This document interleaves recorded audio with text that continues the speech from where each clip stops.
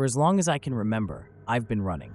Running from my past, from the expectations I never met, from the mess I made of my life, and maybe most of all, from myself. I'm Lucas McConnell, 29 years old, and if you're looking for a story with a happy ending, this won't be it. You see, there's no escaping certain things, no matter how fast or far you run. Sometimes, the more you try to run, the tighter the grip of fate becomes. I grew up in Chicago, a city that never slept, but I often felt like I was sleepwalking through it. My parents were hardworking, salt-of-the-earth types.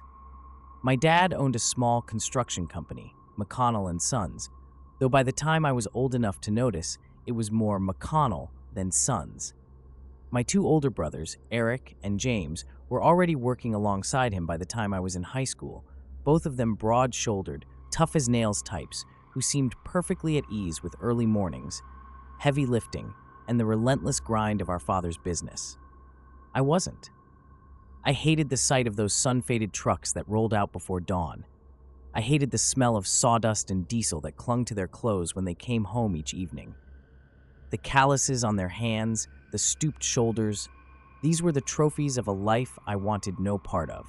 I could feel myself suffocating at the mere thought of falling into that routine. My dad never said it outright, but I could feel his disappointment hanging over me like a storm cloud. "Lucas doesn't have the stomach for it," he'd say to anyone who asked, with a shrug that was meant to come off as indifferent, but never quite did. My mom, on the other hand, was different. She taught 5th grade at a local public school and spent most of her evenings grading papers at the dining room table, offering occasional encouragement or a soft-spoken nudge in the right direction. She was always gentle with me, too gentle, maybe. It was clear I was her favorite, though she never said it out loud. But even with her, I always felt like I was teetering on the edge of disappointing her, too. When I announced I wanted to go to college, something none of the McConnell men had done before, there was a mix of reactions. My father didn't argue, but I saw the skepticism in his eyes. My brothers weren't so subtle. They ribbed me about being too soft for real work, about wanting to sit behind a desk in a cushy office job. I laughed it off, pretended not to care. But the truth was, their words cut deep. I wasn't soft. I just didn't want their life. So, I left. I went to college, and for the first time in my life, I felt like I could breathe. No sawdust, no grumbling engines, no scowls from my father or brotherly jabs at the dinner table. I majored in business, figuring that would be my ticket to something better, something more dignified, more respectable. I imagined myself in suits, shaking hands with important people, making decisions that actually mattered. I imagined a life where I didn't come home sore and broken every day. Things seemed to be going well at first. After graduation, I landed a job at a real estate development firm in the city. It wasn't glamorous, but it was a start. The pay wasn't bad, and for a while, I actually felt like I was on the right track. My family didn't say much. No congratulations, no real acknowledgement. But I wasn't doing it for them. I was doing it for me, for the version of myself that didn't live in their shadow. Then, slowly but surely, everything started to fall apart. The long hours wore me down. The pressure to perform, the constant need to be on, it started to take a toll. I found myself staying late, working weekends, always trying to get ahead. But no matter how hard I worked, the goalposts kept moving. There was always more to do, more to prove, more hoops to jump through. And then I started drinking. At first, it was just to take the edge off, a beer after work, maybe a drink or two at happy hour with coworkers. But soon, it was more than that. I needed it to get through the day, to numb the growing sense of failure gnawing at the back of my mind. I started missing deadlines, then meetings. Eventually, I just stopped showing up altogether. One day, I was called into HR and told that I was being let go. Losing the job was the beginning of the end. Without it, the apartment I'd been so proud to afford on my own became unsustainable. I tried looking for work, but with the drinking, I couldn't keep it together. Within a few months, I was crashing on friends' couches, one after another, trying to pretend everything was fine. But nothing was fine. The whispers started, the ones that came from my family, my friends, and even strangers. Lucas can't hold it together. Lucas never could. He's a failure, just like his dad said he'd be. After months of drifting, I felt like I had hit rock bottom. That's when I found it, the ad that changed everything. A simple listing on a no-name website for an apartment in the heart of the city. Fully furnished, cheap, ridiculously cheap. It felt like a lifeline. I clicked on the listing with shaking hands, and for the first time in months, I felt a flicker of hope. The apartment was everything I needed. A fresh start, a chance to rebuild, to prove to everyone, including myself, that I wasn't the screw-up they thought I was. I didn't care about the price, didn't care why it was so cheap. I just needed out of the pit I'd fallen into. I grabbed my phone and made the call. The moment I walked up to the building, I knew something was off. It wasn't anything I could put my finger on at first, but the longer I stood there, staring at the chipped paint on the front door and the rusted fire escape clinging to the side of the building like a skeleton, the more the feeling crept up on me. The place had an old, forgotten kind of vibe. The sort of building you'd expect to be slated for demolition any day now, but somehow it had clung to life, refusing to be erased. It was a 10-story brownstone, tucked away in a quiet part of the city. The streets around it were unusually empty for a place this central, and the air had a stale, heavy quality to it, like the entire block was holding its breath. I arrived early, hours early in fact. I wanted to see the place before I met the landlord, to make sure it was real. I'd been burned by too-good-to-be-true deals before, and something about this place didn't sit right with me. But when I stepped inside, the building felt solid enough. The lobby was dimly lit, with faded wallpaper that looked like it hadn't been changed since the 80s. The air smelled faintly of cleaning chemicals, but underneath that, there was an older, mustier scent, like wet wood that had never fully dried out.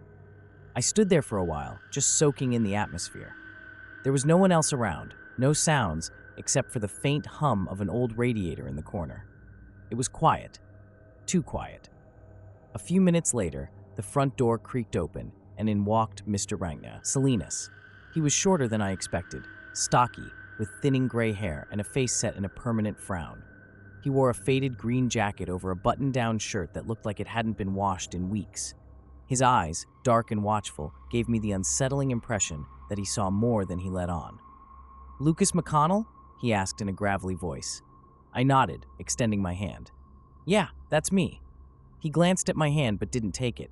Instead, he pulled a set of keys from his pocket and held them out. Along with the keys was a thick piece of paper, folded neatly in half. His eyes bore into mine as I reached for them. "These are the keys," he said, his voice flat. "And these are the rules." I frowned, taking the paper and unfolding it. There were at least 20 rules, all typed out in small black font. The first one seemed straightforward enough. Keep noise to a minimum after 10 p.m. But as I skimmed further down the list, the rules became odd. Never open your window after 10 p.m. If you hear footsteps in the hallway after midnight, do not look through the peephole. On the 15th of every month, leave an offering of bread outside your door. If the lights flicker, stand still until they stop. Never enter apartment 7B. "What is this?" I asked, looking up at Mr. Salinas. His expression didn't change. "They're not optional," he said, his tone just as flat as before. "You'll find it's better not to question them." I wanted to push him for more details, but something about his dead-eyed stare stopped me. Instead, I nodded, folding the paper back up and tucking it into my jacket pocket. Part 2 continued. Discovering the apartment. I glanced around the dimly lit lobby, still processing the list of rules. They weren't just weird, they were unsettling, and the way Mr. Salinas talked about them without even a hint of explanation sent a shiver down my spine. But I wasn't about to let some strange list of rules scare me off. I needed this place. I needed the fresh start it promised. "So," I said, trying to keep my voice casual, "is anyone else living here?" "A few," Mr. Salinas replied. His tone was clipped, like he didn't want to elaborate. I pressed. "Anyone I should know about?" He stared at me for a long moment, his lips tight. "Just keep to yourself, follow the rules, and everything will be fine." The way he said fine didn't inspire much confidence, but I shrugged it off. I didn't need to get friendly with the neighbors. I just needed a roof over my head. With a final nod, Mr. Salinas turned and shuffled back toward the door, leaving me alone in the echoing silence of the lobby. I stood there for a moment, the keys cold in my hand, and glanced around the room again. I wasn't sure if it was the strange rules, the silence, or Mr. Salinas' cryptic demeanor, but there was a gnawing unease at the pit of my stomach. Shaking off the feeling, I pocketed the keys and headed for the elevator. The ride up was smooth, but the faint squeak of the ancient cables was hard to ignore. The doors slid open on the 7th floor, and I stepped into the hallway. The carpet, once a deep burgundy, was now faded and stained in places, giving the corridor a forgotten, almost haunted feel. I walked down the hall, glancing at the numbered doors as I passed. The soft hum of the old building buzzed in my ears as I found apartment 7A. The door was unremarkable, just a simple brown slab of wood with a brass number plate nailed into the center. I slipped the key into the lock, and it turned with a soft click. I pushed the door open, half expecting some sort of resistance, but it swung inward easily, revealing my new home. The apartment was nice. Not in a luxurious way, but compared to what I'd been living in lately, it felt like a palace. Hardwood floors stretched across the living room, leading to a modest kitchen with white cabinets that looked recently scrubbed down. The walls were painted a neutral beige, and though the furniture was simple, just a couch, a small dining table, and a couple of chairs, it was clean, almost unnervingly so. The windows, large and overlooking the street below, let in a pale light that gave the room a washed-out feel. I dropped my bag on the floor and exhaled slowly.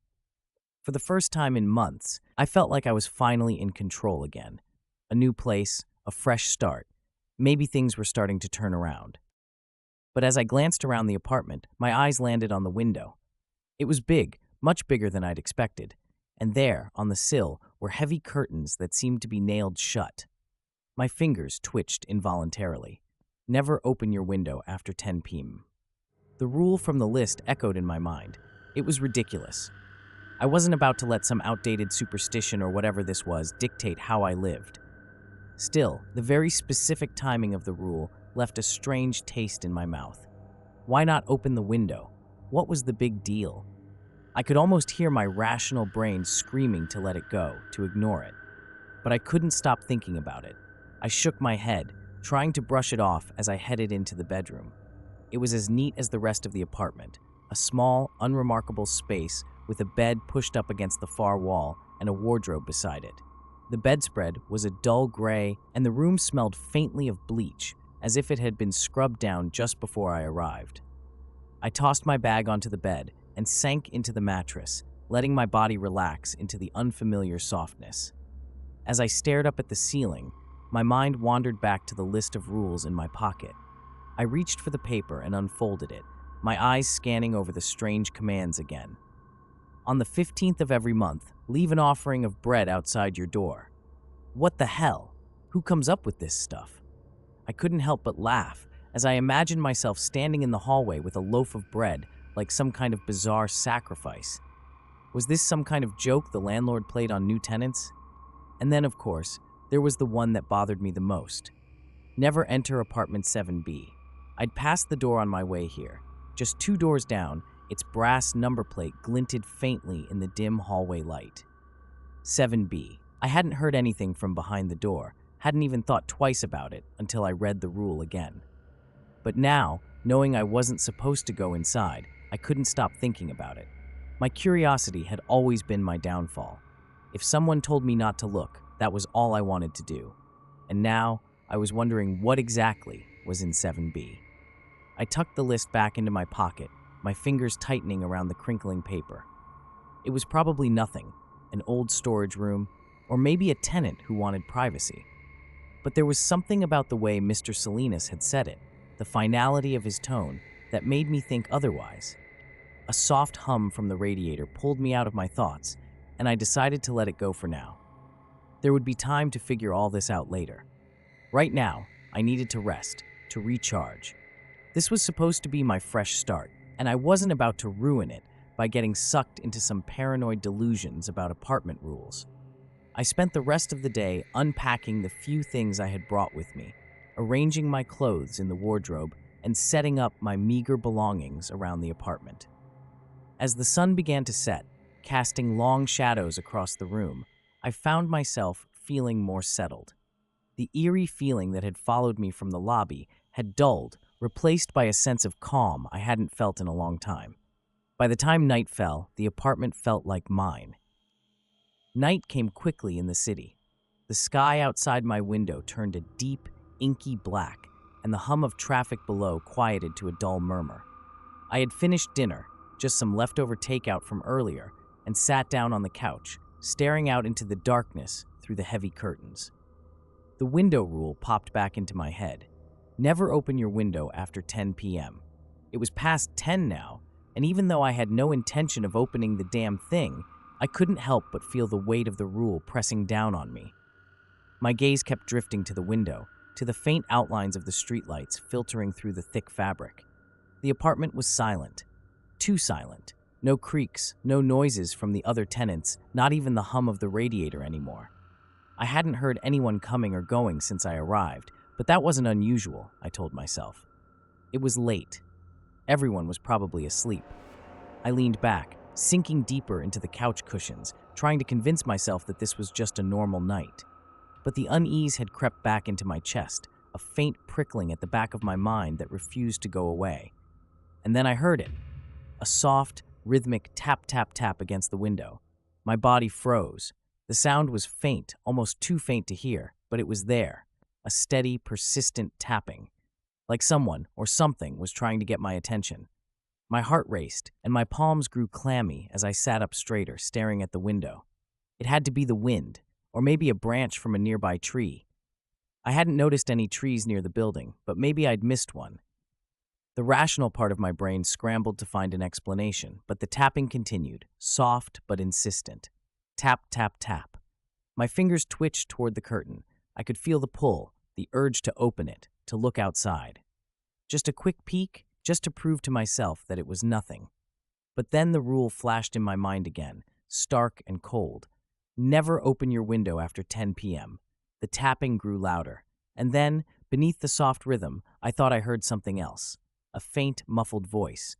Too low to make out the words, but the tone, it sounded wrong, twisted. I swallowed hard, my hand hovering inches from the edge of the curtain. My instincts screamed at me to stop, to follow the rules. But my curiosity was winning. What if it was someone outside? What if they needed help? What if? The voice came again, clearer this time. A single word, but distorted, like it had been dragged through static and distortion. I couldn't make out the word, but it sent a chill down my spine. My fingers trembled, and I yanked my hand back, forcing myself to stand up, to move away from the window. No, I wasn't going to break the rule. Not tonight. I backed away from the window, my heart still racing, and collapsed onto the couch, trying to steady my breathing. The tapping continued, fainter now, but still there. My hands shook as I pressed them against my face, trying to block out the sound, trying to block out the fear gnawing at my chest. I don't know how long I sat there, listening to the tapping. I must have fallen asleep at some point, because when I opened my eyes again, the room was bathed in the pale gray light of early morning. The tapping was gone, but the unease remained. The light of the early morning filtered weakly through the heavy curtains, casting long shadows across the apartment floor. The tapping was gone, but the memory of it lingered in the back of my mind like an itch I couldn't scratch. I sat up slowly, my body stiff and cold from a night of restless sleep on the couch. My thoughts were scattered, still trying to make sense of what had happened the night before. I pushed myself up from the couch, my head spinning slightly from exhaustion, and moved toward the window. My hand hovered near the edge of the curtain, my mind racing through all the possibilities of what I'd heard. I knew it was probably nothing, maybe just the wind rattling something loose outside. But the faint voice, that was what unsettled me most. I pulled the curtain back slightly, just enough to peek outside. The street below was quiet, empty, save for a few cars parked along the curb. There was no sign of anything unusual, no branches tapping against the window, no strange figures lingering outside. The only thing that greeted me was the normalcy of a new day in the city. I exhaled slowly and stepped away from the window, feeling foolish for letting myself get so worked up. It had been my first night in a new place. Of course, my nerves were frayed. I tried to shake off the lingering sense of dread and moved toward the kitchen, eager for the distraction of making breakfast. As I filled the kettle with water for coffee, my phone buzzed on the counter. I picked it up and saw a text from an old college friend, someone I hadn't spoken to in a while. It was just a casual, "Hey, how's it going?" But it reminded me of how isolated I'd been lately, how disconnected from the world I used to be a part of. I stared at the message for a moment before replying, telling him that I'd moved into a new place and that I was trying to get my life back together. As I hit send, a strange thought crossed my mind. I hadn't told anyone about this apartment, not my family, not even my closest friends.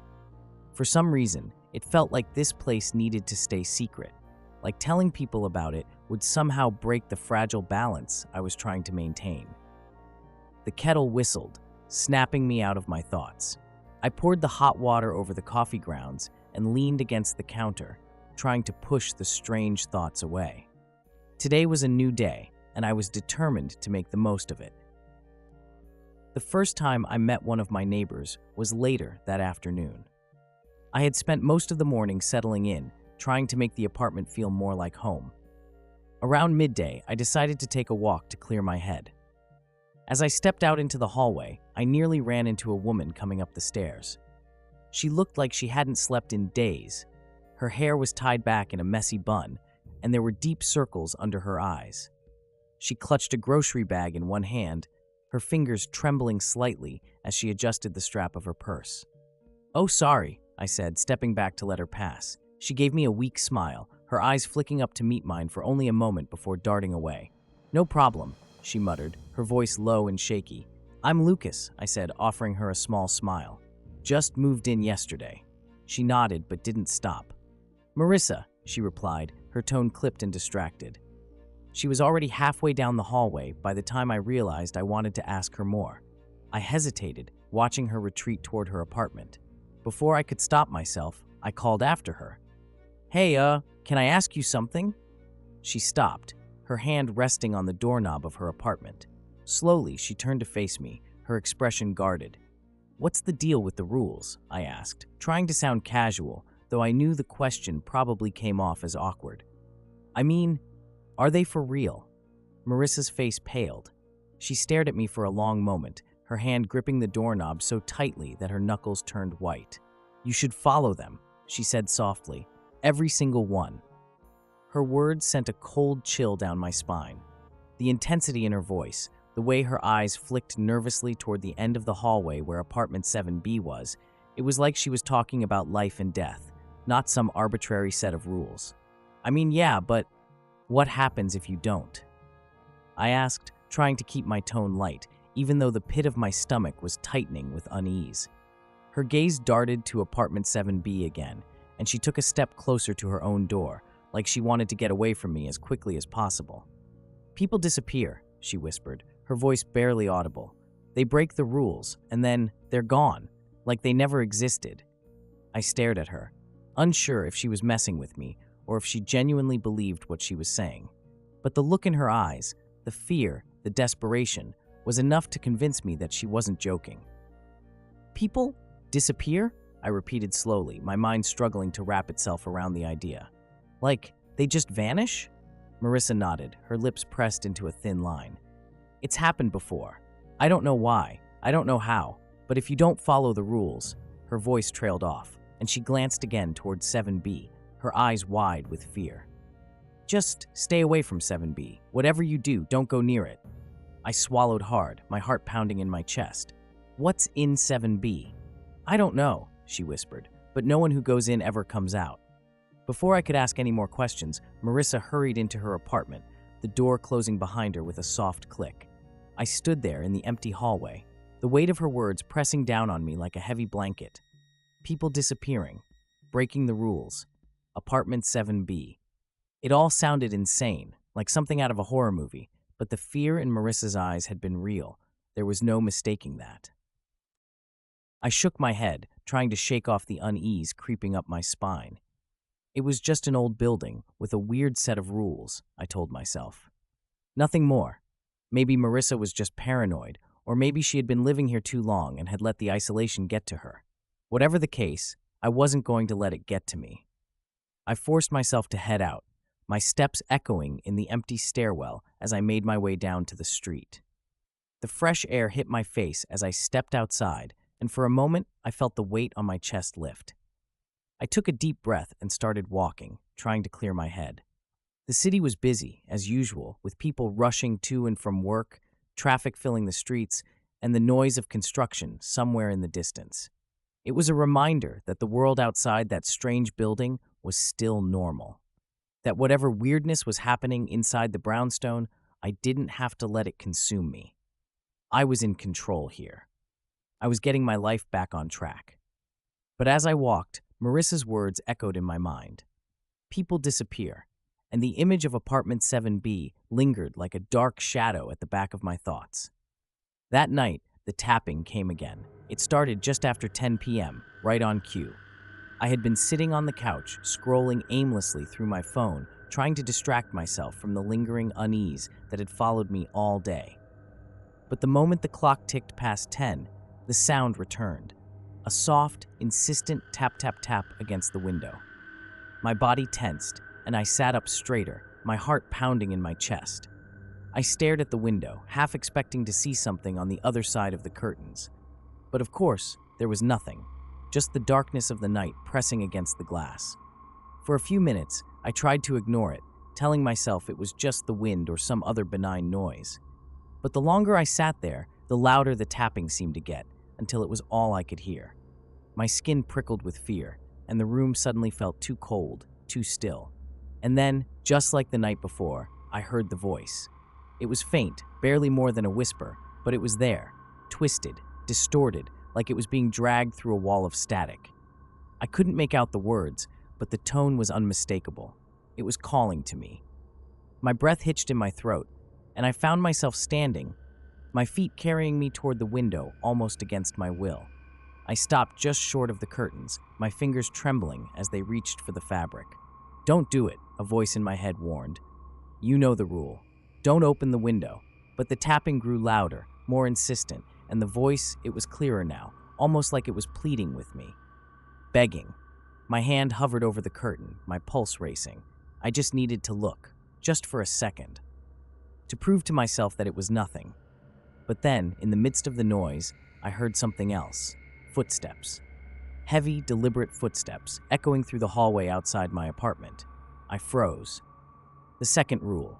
If you hear footsteps after midnight, don't look through the peephole. I glanced at the clock. It was just after midnight. The footsteps were getting closer, slow and heavy, like someone or something was dragging itself down the hallway. I backed away from the window, my heart hammering in my chest. The tapping, the voice, the footsteps, it was all happening at once, a cacophony of sounds that rattled my nerves to the core. I stood there, paralyzed by fear, unsure of what to do. My mind raced, desperately trying to find a way out of this nightmare. But there was no escape. The footsteps stopped, just outside my door. The footsteps stopped, and the silence that followed was more suffocating than the noise had been. My breath caught in my throat as I stared at the door, half expecting it to swing open on its own. I couldn't move. I couldn't think. All I could do was stand there, every muscle in my body locked with fear. For a long moment, there was nothing. No more tapping, no more voices, no more footsteps. Just the oppressive quiet of the apartment closing in around me. But my heart wouldn't stop pounding, and the skin on the back of my neck prickled like something unseen was watching me. I swallowed hard, taking one slow step backward, away from the door. I had no idea what was happening, but the rules were all I could think about. If you hear footsteps after midnight, don't look through the peephole. I'd followed the rule. I hadn't looked. I had stayed right where I was. I just needed to keep following the rules, and everything would be fine. Right? Just as I was about to sit back down, a sound broke the silence. It was faint, almost imperceptible, but it was there, the sound of breathing. Deep, slow breaths, right outside my door. I froze, my stomach twisting in knots. The footsteps had been bad enough, but this was something else. The breaths were long and labored, like whoever, or whatever, was standing on the other side of the door was struggling to inhale. Each breath sent a shiver down my spine, the air in the apartment growing colder with every passing second. I didn't dare move. I barely breathed. Every instinct in my body screamed at me to run, to hide, to do something. But I couldn't. I was paralyzed, rooted to the spot, trapped by the terror of what was waiting just outside. The breaths grew heavier, louder, until it felt like they were vibrating through the walls themselves. I gripped the back of the couch, my knuckles white, as I listened to the awful sound. I wanted to close my eyes, to block it all out, but I couldn't look away from the door. It was like I was waiting for something, some inevitable, horrible thing to happen. Then slowly the breathing began to fade. The deep, guttural sounds grew fainter, softer, until they were nothing more than whispers on the edge of hearing. And then, just as suddenly as they had started, they were gone. I stood there for what felt like an eternity, waiting for something else to happen. But the hallway outside was silent. No more footsteps, no more tapping, no more breathing. Finally, after what felt like hours, I collapsed onto the couch, my entire body trembling. I couldn't wrap my mind around what had just happened. It was like the rules of reality didn't apply in this building. The impossible had become real, and the fear that gripped me was unlike anything I had ever known. I wanted to leave. I wanted to pack up whatever I had and walk out the door and never look back. But as I sat there, my mind racing, I realized something. There was nowhere else to go.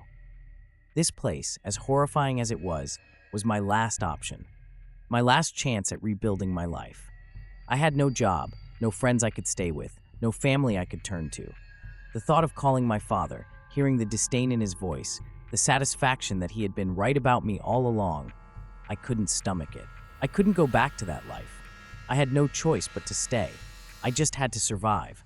I just had to follow the rules. The days that followed passed in a blur of uneasy silence. I barely left the apartment, only venturing out once or twice to pick up groceries from the corner store. I didn't see any of the other tenants, not even Marissa, and a strange part of me wondered if they were all hiding, just like I was. Hiding from something none of us fully understood. It was on the 14th that I remembered the next rule. On the 15th of every month, leave an offering of bread outside your door. I had almost forgotten about it in the chaos of everything else, but as the date approached, the words from the list crept back into my mind. They were simple enough, but now that I'd experienced firsthand what happened when the rules were broken, or even bent, I didn't question them. I wasn't about to risk anything else. So, on the morning of the 15th, I went out and bought a small loaf of bread from the bakery down the street. It felt ridiculous, standing there at the counter, ordering a plain loaf of bread like I was preparing for some bizarre ritual. But the woman behind the counter didn't seem to think anything of it. To her, I was just another customer, another nameless face in a sea of people who walked through the city's streets. By the time I returned to the apartment, the uneasy feeling had settled into the pit of my stomach again. I placed the loaf carefully on the kitchen counter, glancing at the clock. It was mid-afternoon, still hours before the deadline, but the weight of the rule pressed down on me like a stone. The rules had to be followed. There was no room for error. When the clock struck midnight, I quietly opened the front door of my apartment and placed the loaf of bread outside. The hallway was empty, and the air was still. The silence was oppressive, but there was no sound of footsteps, no faint whispers or tapping at the window, just the heavy stillness of the building.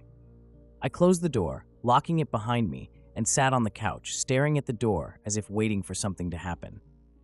My breath was shallow, my hands trembling slightly as I waited, and waited. But nothing came.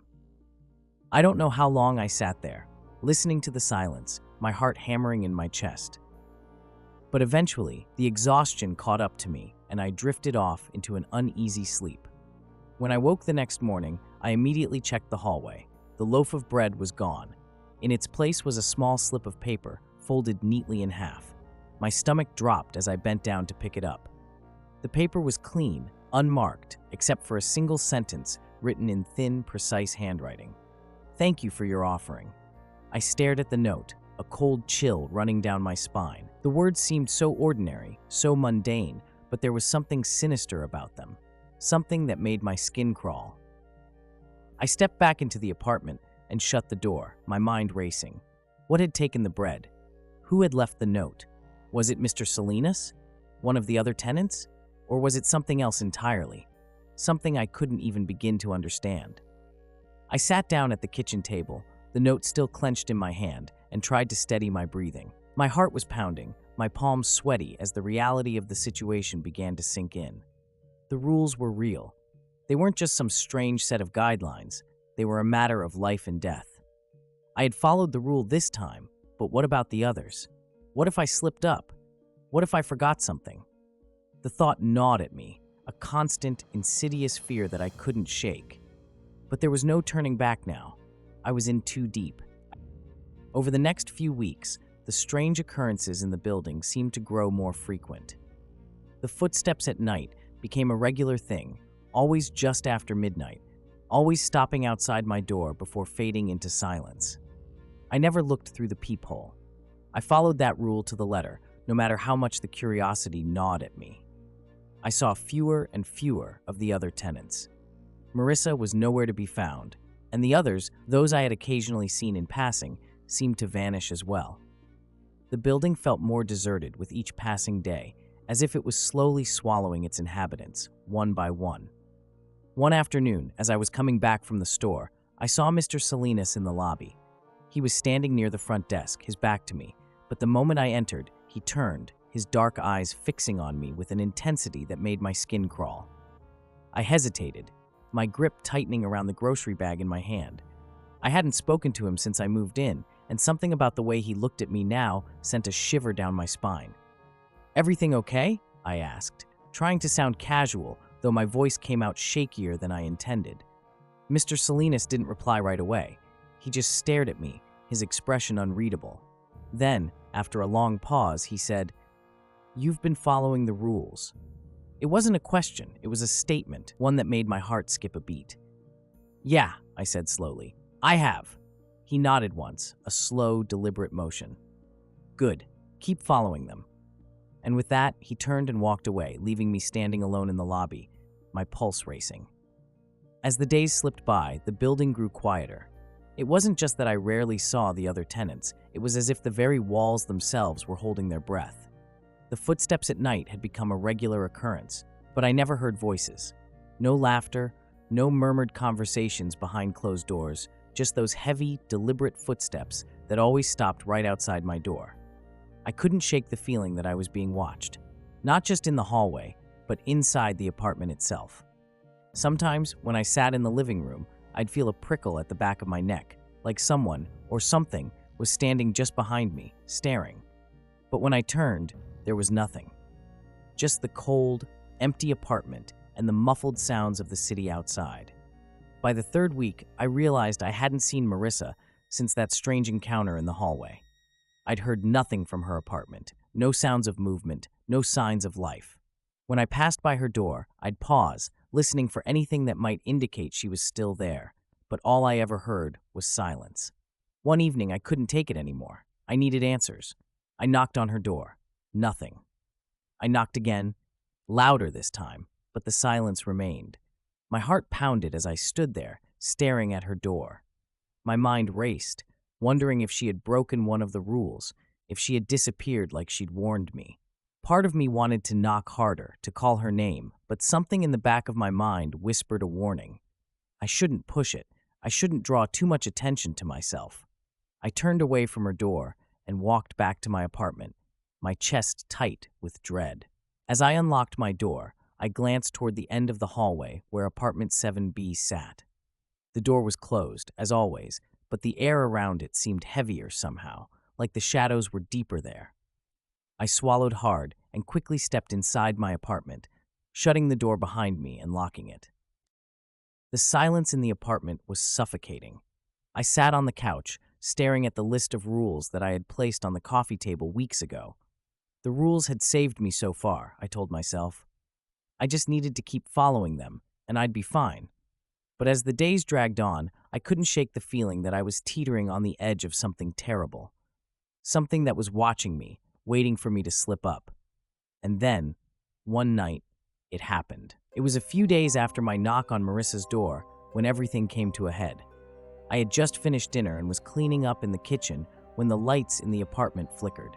At first, It was just a brief, almost imperceptible blink, the kind you barely notice. But then it happened again, and again. Each flicker lasted a little longer, the darkness stretching out between bursts of light. I froze, my breath catching in my throat. One of the rules flashed through my mind. If the lights flicker, stand still until they stop. I set the dish down carefully and stood in the middle of the kitchen, my body rigid, my heart pounding in my chest. The lights continued to flicker, on and off, each interval growing longer. The darkness in the apartment felt thick, like it was pressing down on me from all sides. My legs trembled as I stood there, not daring to move, not daring to even breathe too loudly. Then, for a moment, the lights went out completely. I stood in the pitch black, my heart hammering so hard I could hear it in my ears. The darkness felt alive, like it was creeping closer, wrapping itself around me. But I didn't move. I couldn't. I knew that if I did, something would happen, something worse than the flickering lights. Finally, after what felt like an eternity, the lights came back on. My breath escaped in a rush, and I collapsed against the counter, my body shaking. I had followed the rule. I was safe, or so I thought. I don't know what compelled me to leave the apartment that night. Maybe it was the overwhelming sense of isolation, the growing fear that I was the last person left in the building. Or maybe it was something more, something darker that had been lurking in the corners of my mind, whispering to me. Either way, I found myself standing in the hallway, staring at the door to apartment 7B. The air was thick, oppressive, as if the entire building was holding its breath. The dim lights overhead flickered again, casting long shadows across the worn carpet. My fingers itched to reach out, to touch the doorknob, to push the door open and see what was inside. Never enter apartment 7B. The rule echoed in my mind, clear and sharp, but I couldn't help myself. The pull of curiosity was too strong. What was in there? Why was it off limits? What could be so dangerous that the rule forbade it? I stepped closer, my pulse racing in my ears. My hand hovered over the doorknob, trembling. The cold metal felt like it was calling to me, urging me to turn it, to break the rule. Just one look. That's all I needed. Just one look, and I'd walk away. I'd go back to my apartment and everything would be fine. I twisted the knob and pushed the door open. What I saw inside wasn't another apartment. It wasn't even a room. It was nothing. A vast, endless expanse of darkness stretched out before me, swallowing the weak light from the hallway. The walls and floor seemed to shift and twist, as if they were alive, pulsing with some kind of malevolent energy. For a moment, I couldn't move. I couldn't breathe. It was like the void had reached out and wrapped itself around me, pulling me deeper into its cold, suffocating embrace. My feet felt glued to the floor, my body paralyzed by the sheer impossibility of what I was seeing. And then in the darkness, I saw them. Figures, shadowy, shifting figures that seemed to materialize from the walls themselves. Their faces were vague, barely more than blurred outlines, but I recognized one of them instantly. It was Marissa. Her eyes were wide, filled with terror, her mouth moving as if she were screaming, but no sound came out. The other figures too were familiar, tenants I had seen in passing, people who had disappeared without a trace. They were all here, trapped in the void, their bodies twisted and warped by whatever dark force controlled this place. My stomach dropped, a cold, sick feeling washing over me. They weren't just gone, they hadn't simply disappeared. They had been consumed by the building, swallowed whole by whatever this thing was. I took a step back, my heart racing. The figures began to move toward me, their faces contorting into expressions of pain and fear. Their mouths stretched open in silent screams, their arms reaching out for me, clawing at the air. I turned and ran. The hallway stretched out before me, impossibly long, the lights flickering wildly as I sprinted toward my apartment. My footsteps echoed in the empty space, the sound of my ragged breathing filling my ears. I didn't dare look back. I didn't need to. I could feel them behind me, the weight of their presence pressing down on me, growing closer with every step. I reached my door, fumbling with the key, my hands shaking so badly I could barely get it into the lock. Finally, the door swung open, and I slammed it shut behind me, locking it with trembling fingers. I collapsed against the door, gasping for breath, my body trembling with fear. The apartment was silent, but the oppressive weight of the void still clung to me. The image of those shadowy figures burned into my mind. I had broken the rule, and now I knew the truth.